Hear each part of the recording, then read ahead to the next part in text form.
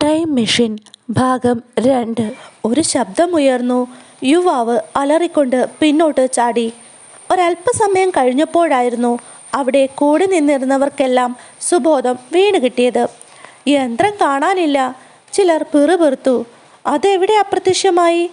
ധൈര്യം സംഭരിച്ച് മറ്റു ചിലർ വൃദ്ധനോട് ചോദിച്ചു. നല്ല ചോദ്യം. മുമ്പോട്ടുള്ള ലിവർ വലിച്ചിട്ട് യന്ത്രം എവിടെയെന്ന് ചോദിക്കുന്നുവോ? വൃദ്ധൻ തൻ്റെ ചിലമ്പിച്ച സ്വരത്തിൽ അവരെ ശാസിച്ചു. ഇപ്പോൾ യന്ത്രം മുമ്പോട്ട് പായുകയാണ്. അതായത് ഒരുപക്ഷെ അത് അടുത്ത നൂറ്റാണ്ടിൽ എത്തിക്കാണും. ഇയാൾ എന്താ ചെകുത്താനാണോ? ആരോ അലറി. ഹേയ് മുഴുഭ്രാന്തൻ! മറ്റാരോ മറുപടി പറഞ്ഞു. പക്ഷേ യന്ത്രം എവിടെ? അതായിരുന്നു ഏവരെയും കുഴക്കിയത്. തങ്ങളുടെ മുമ്പിൽ വൃദ്ധൻ ടൈം മെഷീൻ എന്ന യന്ത്രം വെച്ചതിന് അവരെല്ലാം സാക്ഷികളായിരുന്നു. അതുപോലെ ചെറുപ്പക്കാരൻ അതിൻ്റെ ദണ്ട് മുമ്പോട്ട് ചലിപ്പിച്ചതുമാണ്. പിന്നെ എങ്ങനെയാണ് അത് നിഷേധിക്കുവാൻ അവർക്ക് കഴിയുന്നത്? ഹേയ് വൃദ്ധ, നിങ്ങൾ പറഞ്ഞത് യന്ത്രം മുമ്പോട്ട് നീങ്ങുന്നു എന്നാണല്ലോ. നാം എല്ലാവരും മുമ്പോട്ട് തന്നെയാണല്ലോ നീങ്ങുന്നത്. അതായത് സമയം നമ്മെ മുമ്പോട്ട് കൊണ്ടുപോകുന്നു. അപ്പോൾ പിന്നെ നമുക്കെന്തുകൊണ്ട് യന്ത്രം കാണുവാൻ കഴിയുന്നില്ല? നാമും യന്ത്രത്തിനൊപ്പം സഞ്ചരിക്കുകയല്ലേ? ആരോ ഒരു വിധത്തിൽ ഇത്രയും ചോദിച്ചു. വാസ്തവത്തിൽ ഈ ചോദ്യം എല്ലാവരുടെയും നാവിൻ തുമ്പിലുണ്ടായിരുന്നു. എന്നാൽ ഭയം കൊണ്ട് ആരും തന്നെ അത് ചോദിക്കാതിരുന്നതാണ്. വിഡ്ഢി! വൃദ്ധൻ്റെ ശകാരമുയർന്നു. ആ യന്ത്രം ഇപ്പോൾ ഒരസ്ത്രം പോലെ പായുകയാണ്. മനുഷ്യർ ഒച്ചിഴയുന്നത് പോലെ സമയരഥത്തിൽ യാത്ര ചെയ്യുകയാണ്. സെക്കൻഡുകളും മിനിറ്റുകളും മണിക്കൂറുകളും ദിവസങ്ങളും മാസങ്ങളും വർഷങ്ങളുമൊക്കെ താണ്ടിയാണ് മനുഷ്യരുടെ ഇപ്പോഴത്തെ യാത്ര. എന്നാൽ ടൈം മെഷീൻ അങ്ങനെയല്ല. അത് കുതിച്ചു പായുകയാണ്. ഒരു പക്ഷേ മനുഷ്യന് ചിന്തിക്കുവാൻ കഴിയുന്നതിലും വേഗത്തിൽ അത് പായുകയാണ്. ഇനി അത് തിരിച്ചെടുക്കാൻ കഴിയുകയില്ലേ? അവിടെ കൂടിയിരുന്നവരിൽ ഒരാൾ ചോദിച്ചു. എന്തിന്?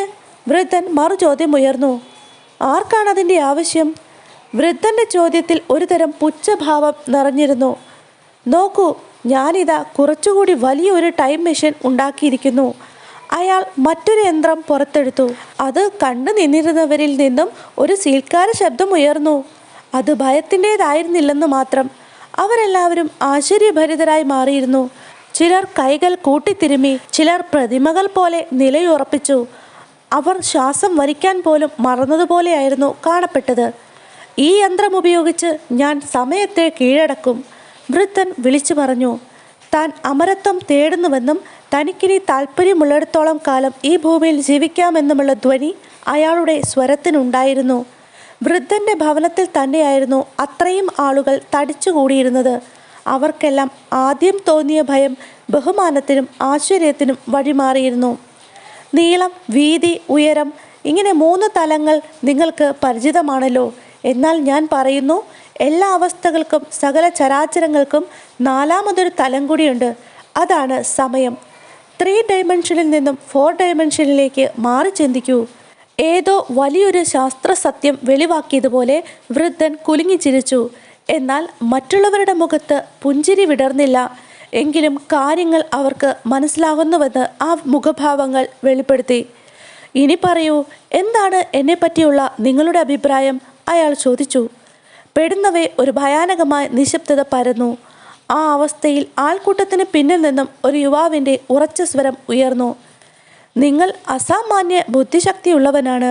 നിങ്ങളുടെ വാചാലത കൊണ്ട് ഇത്രയും അധികം ആളുകളെ വിഡ്ഢിയാക്കിയിരിക്കുകയാണ്.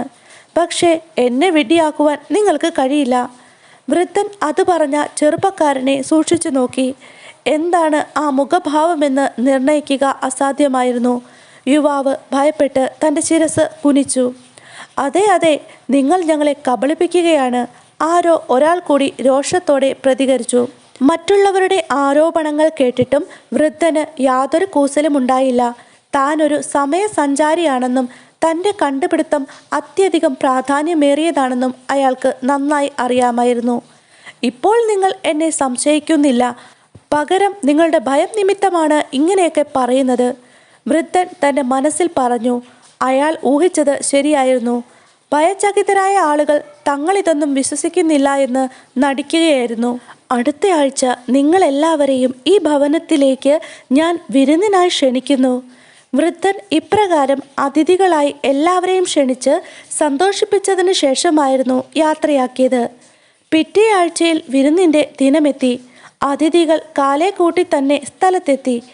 അദ്ദേഹം ഇന്ന് എന്തെങ്കിലും അത്ഭുതം പ്രവർത്തിക്കാതിരിക്കില്ല, അവർ പരസ്പരം പറഞ്ഞു. അവർക്ക് പരിചയമില്ലാത്ത കുറച്ചു പേർ കൂടി അവിടെ അതിഥികളായി എത്തിയിരുന്നു. എല്ലാവർക്കും സ്വാഗതം.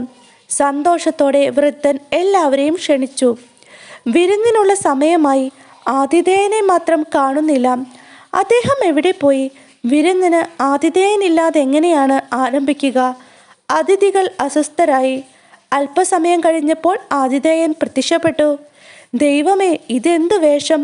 ഇത്തവണയും അതിഥികൾ ഞെട്ടി. വൃദ്ധൻ വളരെ മുഷിഞ്ഞതും പൊടി പറക്കുന്നതുമായ ഒരു കീറക്കുപ്പായമാണ് ധരിച്ചിരുന്നത്. കൊള്ളാം, വിരുന്നിനായി ക്ഷണിച്ചിട്ട് ഈ കീറിയ വസ്ത്രമിട്ടാണോ ഞങ്ങളെ സ്വീകരിക്കുന്നത്? ഇത് ഞങ്ങളെ അപമാനിക്കലാണ്.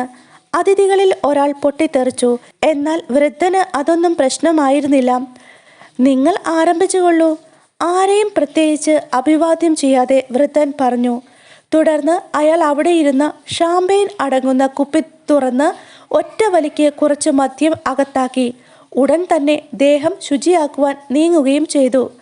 അദ്ദേഹം കുറേ ദൂരം മുമ്പോട്ടുള്ള സമയത്തിലോ പിന്നോട്ടുള്ള സമയത്തിലോ സഞ്ചരിച്ചിട്ട് വന്നതാണ്.